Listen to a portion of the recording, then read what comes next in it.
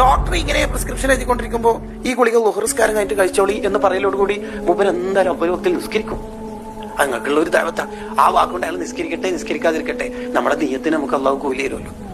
ഒരു എഞ്ചിനീയർക്ക് നടത്താൻ പറ്റുന്ന ദൈവത്ത് എന്തൊക്കെ ഉണ്ട്? പ്ലാൻ ഇങ്ങനെ വരച്ചുകൊണ്ടിരിക്കുമ്പോൾ പ്രയർ ഹാള് ഉണ്ടാവുമായിരിക്കും അല്ലെ എന്നൊരു ചോദ്യം കൊണ്ട് ചിലപ്പോൾ ഒരു പ്രയർ ഹാൾ വരും. അത് ചിലപ്പോൾ വനിതാ ക്ലാസ്സിൽ ഉസ്താദ് നാവിട്ട് അടിച്ചിട്ടൊന്നും കാര്യമില്ല, ആകെ 10 സെന്റ് ഭൂമിയാണ് ഒരു പ്രയർ ഹാൾ എന്നൊക്കെ പറഞ്ഞു.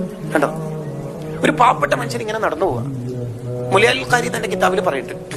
അപ്പൊ ഒരു മണൽ കൂമ്പാരം കണ്ടപ്പോൾ മൂപ്പര് ചിന്തിച്ചു, ഈ മണൽ കൂമ്പാരം മുഴുവനും സ്വർണ്ണോ മറ്റോ ആയിട്ടുണ്ടെങ്കിൽ അതൊക്കെ വിറ്റ് പാവങ്ങൾക്കൊക്കെ ഫുഡ് കൊടുക്കാമായിരുന്നു അല്ലെ, എന്റെ അടുത്ത് ഒന്നും ഇല്ലാത്തോണ്ടല്ലേ. ആ കൂലി അയാളുടെ ഏടിൽ എഴുതിയിട്ടുണ്ടെന്ന് ആ കാലത്തെ നബിക്ക് അള്ളാഹു വഹി അറിയിച്ചു കൊടുത്തത്ര. നീയത്ത് വളരെ പ്രധാനമാണ്.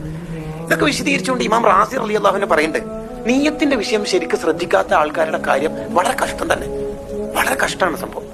അവര് ചെയ്യുന്ന എല്ലാ കാര്യത്തെയും നീയത്ത് കൊണ്ട് ഇബാദത്താക്കി മാറ്റാലോ.